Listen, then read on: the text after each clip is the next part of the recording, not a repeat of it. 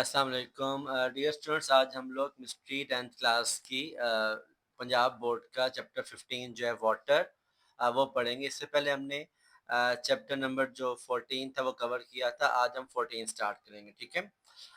As you know मैं सब कुछ आपको साथ साथ बुक के ऊपर ही मार्किंग लगवाऊंगा और जो हमारे रह गए होंगे क्वेश्चन वो मैं फिर आपको साथ साथ समझा दूंगा कि ये किस तरह से इसका क्वेश्चन आएगा और कैसे आपने इसको याद करना है, ठीक है। जो पहला क्वेश्चन आपका बनता है वाटर के चैप्टर के अंदर, वो आपका ये बनता है, give two reason for the importance of water.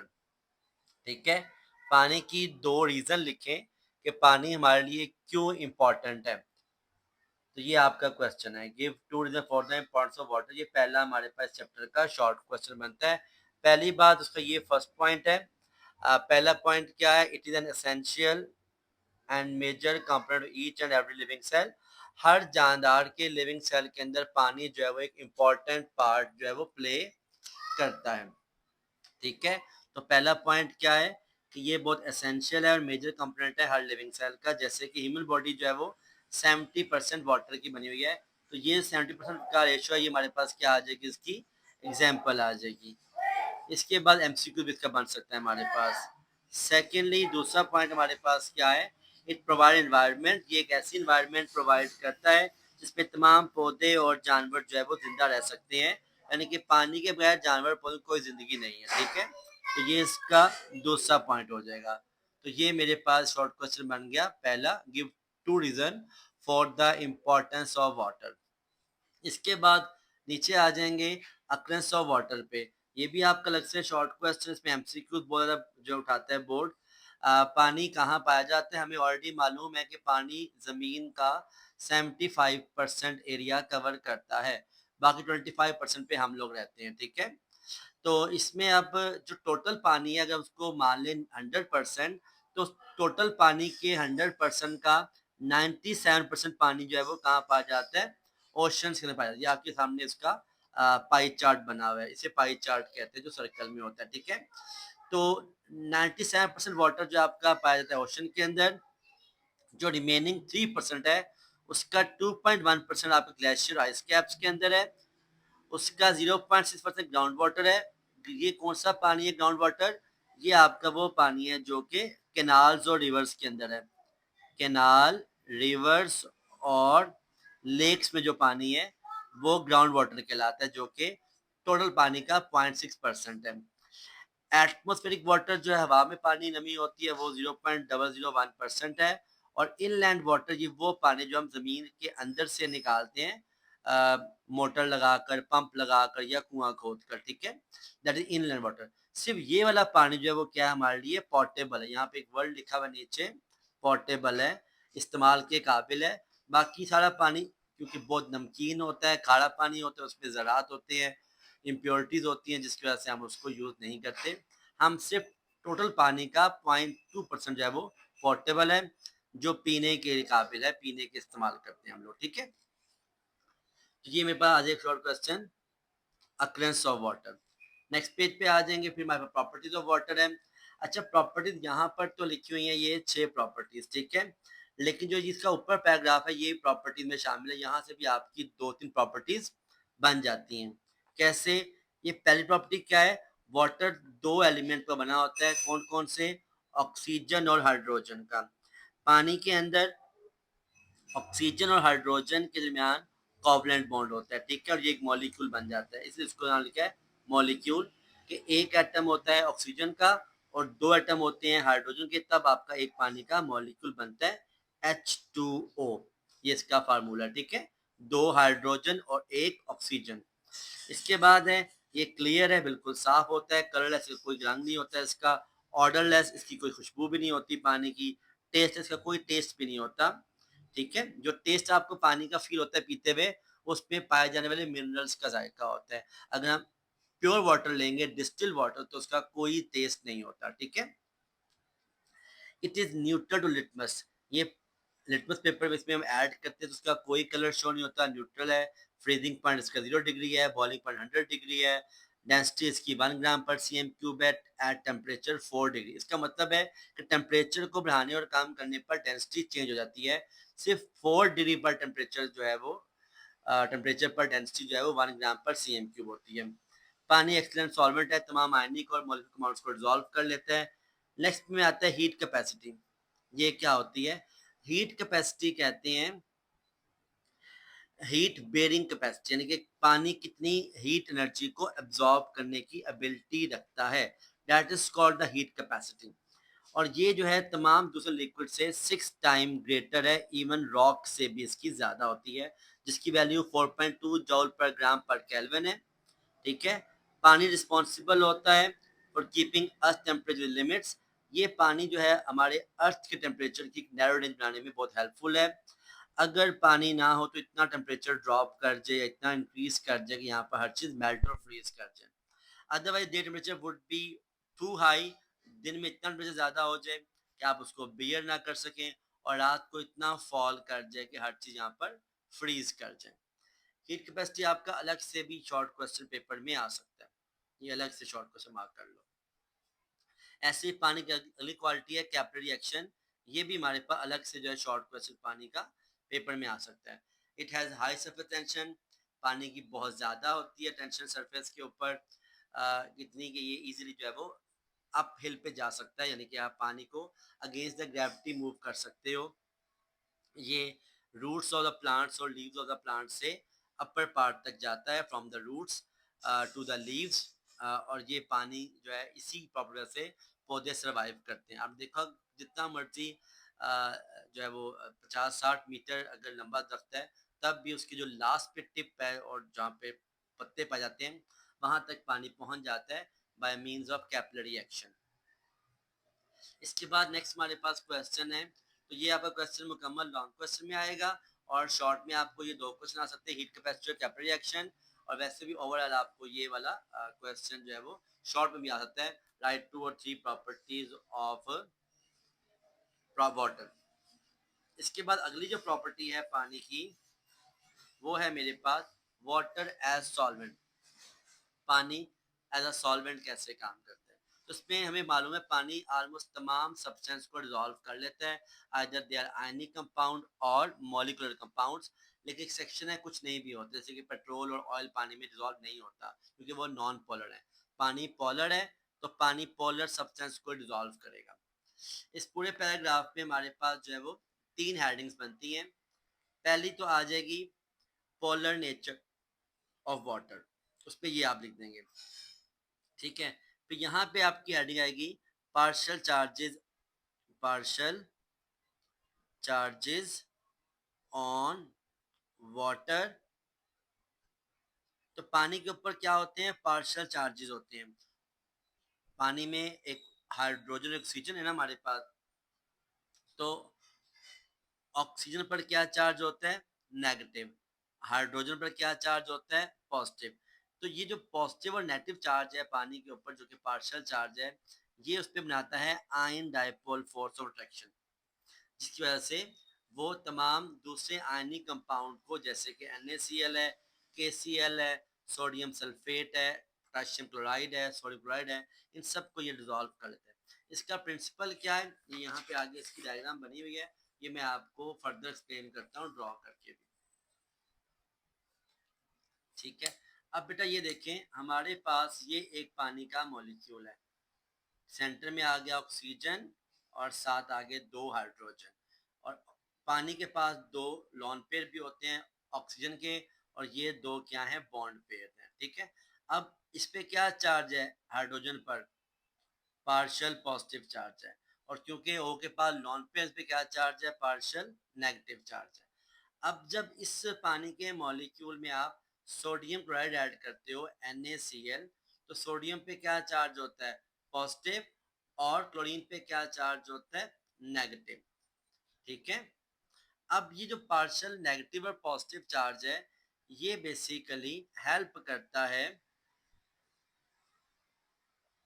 पानी के मॉलिक्यूल को इसमें इक्वली डिसॉल्व होने में। ये देखिए मैंने आपके सामने 2 बना दिए पानी के मॉलिक्यूल। अब आपने देखा होगा मैंने ऑक्सीजन को सोडियम के करीब रखा है, ठीक है, और हाइड्रोजन को मैंने रखा है पास क्लोरीन के। क्यों? क्योंकि इनके दरमियान जो पैदा होंगी अट्रैक्टिव फोर्सेस, तो पानी का जो ऑक्सीजन होता है वो पॉजिटिव सोडियम को सराउंडेड कर लेता है, और जो पानी का पॉजिटिव हाइड्रोजन होता है वो सोडियम क्लोराइड के अंदर मौजूद नेगेटिव क्लोरीन को सराउंडेड कर लेता है।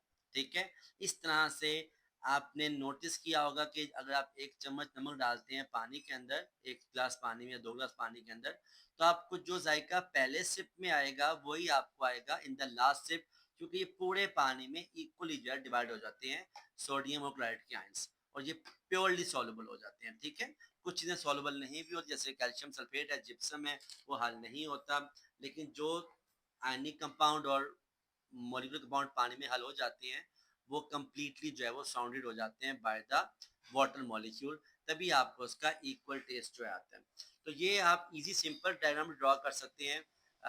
ग्रीन लाइन शो कर अट्रैक्टिव फोर्सेस को, रेड लाइन शो करिए केमिकल बॉन्ड को, और डेल्टा का साइन शो, ये मैंने पार्शियल का साइन बनाया है, डेल्टा साइन कहते हैं इसको, ये पार्शियल चार्जेस को शो कर रहा है, नेगेटिव और पॉजिटिव को। ठीक है, तो हमने क्या देखा कि पानी में जाकर नमक क्या हो जाता है, टूट जाता है इनटू कैटाइन एंड एनाइन, और कैटाइन को negative part of the water surround कर लेते हैं, और एनाइन को positive part of the water surround कर लेते हैं। तो आप ये फिगर भी ड्रॉ कर लेंगे तो आपका कंप्लीट हो जाएगा। यहाँ पर भी जो बुक बनी हुई है, ये जो पॉजिटिव पार्ट है ये हमारे पास सोडियम है, और जो नेगेटिव पार्ट है वो क्लोरीन है। नेगेटिव पार्ट को हाइड्रोजन ने कवर किया हुआ है, और पॉजिटिव पार्ट को ऑक्सीजन ने कवर किया हुआ है। इसके बाद जो थर्ड पैराग्राफ ये वाला, यहाँ पे आप हेडिंग देंगे solubility in covalent substances, solubility of water in covalent substances। तो covalent substances जैसे कि बेंजीन है, ईथर है, ऑक्टेन है, क्योंकि ये नॉन पोलर कंपाउंड्स होते हैं तो ये पानी में डिजोल्व नहीं होते। ठीक हो गया? चले, अब इसके बाद एक और पानी की प्रॉपर्टी जो उसको बहुत बेहतरीन सॉल्वेंट बनाती है वो मेरे पास है extensive hydrogen bonding ability. Extensive लिखा हो या एक्सेप्शनल लिखा हो, दोनों एक ही बातों में आती हैं। ठीक है, अक्सर बुक पे लिखा हुआ है एक्सटेंसिव, अक्सर पे लिखा हुआ है एक्सेप्शनल बॉन्डिंग। वो क्या होता है, पानी में होती है hydrogen bondings. Hydrogen bonding is a type of intermolecular force, पर इसको बॉन्ड इसलिए कहते हैं क्योंकि ये स्ट्रॉन्गर देन होती हैं इंटरमोलिकुलर फोर्सेस के। तो जो पानी के अंदर OH का बॉन्ड है बेसिकली, ये OH के बॉन्ड के पास दो लॉन पेयर होते हैं, पहले पढ़ चुके हैं। ये जो दो लॉन पेयर हैं ये दूसरे पोलर मॉलिक्यूल्स को, जैसे कि अल्कोहल है, ऑर्गेनिक एसिड में विनेगर आ जाता है, ग्लूकोज और शुगर चीनी है, इसको भी पानी में मुकम्मल तौर पर डिजोल्व कर लेते हैं। आपको मालूम है जिस तरह नमक पानी में हल होता है इस तरह पानी में चीनी भी हल हो जाती है। ठीक होगी बात? तो ये आपका अलग से शॉर्ट क्वेश्चन में बहुत बार पेपर में आ चुका हुआ है, extensive hydrogen bonding ability of water. इसके बाद यहाँ पे स्ट्रक्चर दिया पानी का, आपने ये वाला स्ट्रक्चर ड्रॉ करना है, ये इजी है, इसको आप बेशक नहीं करें। इसमें आपने बताना है कि पानी के अंदर जो हाइड्रोजन का बॉन्ड होता है उसका जो बॉन्ड एंगल है वो कितना है, 104.5 डिग्री है, with 2 lone pair and 2 bond pair. पानी के बाद 2 बॉन्ड पेयर हैं, 2 लॉन पेयर हैं, और जिसका एंगल है between water molecule and hydrogen and oxygen is 104.5 degree. इसके बाद नेक्स्ट हम करेंगे यहाँ से ये वाला टॉपिक, इंटरेस्टिंग इंफॉर्मेशन। वो कहते हैं अगर आप एक लंप यानी कि एक टुकड़ा लें सीजियम का और उसे पानी में डालेंगे तो इतना विग्रस रिएक्शन होगा कि मुकम्मल का मुकम्मल जो रिएक्शन है वो, और जो शीशे का जो ग्लास जिसमें आप कर रहे हैं वो शैटर कर जाएगा, टूट जाएगा टू स्मॉल पीसेस, क्योंकि caesium is the most reactive metal of product table. इसके बाद नेक्स्ट आ जाता है हमारे पास सॉफ्ट एंड हार्ड वाटर। जिस पानी के अंदर झाग बनती है अच्छी साबुन के साथ, प्रोड्यूस गुड लादर, लादर झाग को बोलते हैं, वो मेरे पास पानी सॉफ्ट वाटर है। और जिस पानी में झाग नहीं बनती वो मेरे पास क्या है, हार्ड वाटर है। नमकीन पानी में आप अगर साबुन को पिघलाओगे तो झाग नहीं बनेगी। ठीक है, ताज़े पानी या फिर नरम पानी जिसको हम बोलते हैं सॉफ्ट वाटर, उसी में झाग अच्छी बनती है। अब वो पूछता है कि पानी नमकीन क्यों हो जाता है, पानी हार्ड क्यों हो जाता है उसकी हमें यहाँ पर कॉज समझनी है। ये जो सॉफ्ट एंड हार्ड का ये बहुत सिंपल सा शॉर्ट सा एक क्वेश्चन जो पेपर में अक्सर आ जाता होता है, ठीक है। अगला मेरे पास है cause of hardness of water. ये क्या होता है इसको समझेंगे, पानी हार्ड क्यों होता है उसको आप पहले समझ लेंगे। ये देखें हमारे पास में आपके सामने रिएक्शन ले रहा हूँ। अब आपको पता है हवा में क्या होती है, कार्बन डाइऑक्साइड, ऊपर से क्या पड़ती है, बारिश पड़ती है, बारिश क्या होता है, बारिश बनता है वाटर, पानी H2O। तो जब ये वाटर और CO2 गैस जो एयर में मौजूद है ये मिल जाती है तो ये बन जाता है इसका मिक्सचर जिसे हम बोलते हैं कार्बोनिक एसिड। अब ये मेरे पास जमीन की बेल्ट है जहाँ पे आप रहते हैं, ठीक है। अब जमीन की बेल्ट में क्या मौजूद है, कैल्शियम कार्बोनेट। कैल्शियम कार्बोनेट लिखा हुआ है आगे सॉलिड क्योंकि ये पानी में डिजोल्व नहीं होता। सेम ऐसे ही मैग्नीशियम कार्बोनेट है, ये भी पाया जाता है आपकी जमीन की बेल्ट के अंदर और इसमें भी ये पानी में डिजोल्व नहीं होता, ये भी सॉलिड फॉर्म में होता है। एस मीन सॉलिड, डिजोल्व नहीं होता। अब जब इन दोनों सॉल्ट्स को कार्बन डाइऑक्साइड और वाटर मॉलिक्यूल का मिक्सचर मिलेगा जिसे हम बोलते हैं कार्बोनिक एसिड, तो रिएक्शन आपका कंप्लीट होकर बन जाएगा कैल्शियम बाई कार्बोनेट CaHCO3 और magnesium bicarbonate CaHCO3 whole twice. ये जो दोनों सॉल्ट बने हैं, कार्बोनेट्स पानी में इनसॉल्युबल हैं, ये पानी में हल नहीं होते, these are insoluble but these are soluble, ये पानी में डिजोल्व हो जाते हैं। और ये जब पानी में डिजोल्व हो जाएंगे तो ये पानी को बना देंगे temporary hard water, temporary hard water, यानी कि पानी हार्ड वाटर तो हो जाएगा बट क्या होगा, टेम्परेरी होगा। आप इसको बॉयल करके इसकी जो हार्डनेस है खत्म कर सकते हैं, वो हम आगे चल के पढ़ेंगे topic removal of temporary hardness के अंदर, ठीक है। बाय बॉइलिंग इसको रिवर्स हो जाएगा, ये जो सेम हमारा प्रोसेस है। तो ये मेन रीजन है, मेन कॉज है पानी के हार्ड होने की। इसके अलावा रेन वाटर में बहुत से ऐसे सब्सटेंस भी होते हैं जिसमें हमारे पास शामिल है क्लोराइड्स, सल्फेट्स, ये भी पानी में डिजोल्व होकर पानी को बनाते हैं हार्ड वाटर, ठीक है। तो जिप्सम जो है पानी में सॉल्युबल इतना ज़्यादा नहीं होता, लाइमस्टोन तो पानी में खैर बिल्कुल भी हल नहीं होता। तो लेकिन CO2 की मौजूदगी के अंदर small amount of limestone is soluble, तो थोड़ी सी क्वांटिटी में जो लाइमस्टोन है, चूना है, वो पानी में डिजोल्व हो जाते हैं, ठीक है। चलिए, तो ये आपका मुकम्मल लॉन्ग क्वेश्चन में आता है question causes of hardness of water. इसके बाद हमारे पास नेक्स्ट में आ जाता है types of temporary hardness of water. पानी की हार्डनेस की दो टाइप्स होती हैं, एक मेरे पास टेम्परेरी हार्ड वाटर है और एक मेरे पास है परमानेंट हार्ड वाटर। टेम्परेरी वो हार्ड वाटर पे क्या होते हैं, बाइकार्बोनेट्स होते हैं। तो हम on the base of anion जो है वो पानी को टेम्परेरी या परमानेंट कहते हैं। कैल्शियम मैग्नीशियम का होना दोनों में लाजमी है। मैग्नीशियम कैल्शियम पानी में होते हैं चाहे वो टेम्परेरी हार्ड है चाहे वो परमानेंट हार्ड है, लेकिन अगर उसके बाइकार्बोनेट्स होंगे तो दे आर कॉल्ड टेम्परेरी, और अगर उसके सल्फेट्स और क्लोराइड्स होंगे then they are called the permanent hard water. Permanent वो होता है जिसको आप फिजिकल मीन से सॉफ्ट वाटर में कन्वर्ट नहीं कर सकते। तो बेसिकली हम क्या करते हैं, हम basically removal of calcium magnesium ions को which are responsible for hardness of water is called water softening। अगर आप मैग्नीशियम और कैल्शियम के आयंस को रिमूव करते हैं फ्रॉम द हार्ड वाटर तो इस प्रोसेस को बोलते हैं वाटर सॉफ्टनिंग। ये भी आपका शॉर्ट क्वेश्चन है, ठीक है। तो इसमें काफी शॉर्ट पेज में थे आपके, पहला सॉफ्ट एंड हार्ड वाटर का, फिर लॉन्ग है कॉज ऑफ हार्डनेस, फिर शॉर्ट है टेम्परेरी परमानेंट हार्ड वाटर, और फिर आपका शॉर्ट है वाटर सॉफ्टनिंग। इसके बाद नेक्स्ट चलेंगे हम बाय बॉइलिंग। बाय बॉइलिंग हम दो तरीकों से पानी को जो है वो रिमूव करते हैं, टेम्परेरी हार्डनेस को और परमानेंट हार्डनेस को। दो मेथड है मेरे पास टेम्परेरी के मेंशन किए हुए यहाँ पर, और दो मेथड किए हुए हैं परमानेंट हार्ड वाटर की रिमूवल के। टेम्परेरी कैसे करते हैं, सिंपल बाय बॉइलिंग, जो मैंने आपको पहले कहा था कि जो कॉज ऑफ हार्डनेस की इक्वेशन है, इसी को अगर आप उल्टा कर दोगे तो वो बाय बॉइलिंग हो जाएगा removal of temporary hard water. आप जब पानी को बॉयल करते हैं तो आपने देखा होगा उसके नीचे अक्सर सफेदी बन जाती है। वो जो नीचे सफेद पाउडर आता है वो कैल्शियम कार्बोनेट्स का होता है। कार्बन डाइऑक्साइड गैस गैस है जो कि एवेपोरेट कर जाएगी और आपको पानी सॉफ्ट मिल जाएगा। इसके अलावा केमिकल मेथड भी है हमारे पास, जिसमें आप डालते हैं कैल्शियम हाइड्रोक्साइड, जिसको हम स्लेक लाइम कहते हैं, ये इसका फार्मूला है।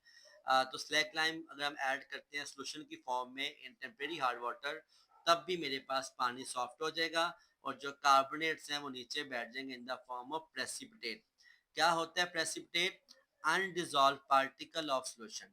सोल्यूशन के अंदर मौजूद वो सोल्यूट पार्टिकल्स जो पानी में डिजॉल्व नहीं होते, they are called precipitates. Now removal of permanent hardness. Permanent को आपने रिमूव करना है by using the washing soda और by using sodium zeolite. Sodium zeolite का यहाँ पर फार्मूला लिखा हुआ है NaAlSiO3 whole 2, sodium aluminium silicate इसे कहते हैं, जो कि आपका सोडियम जियोलाइट है।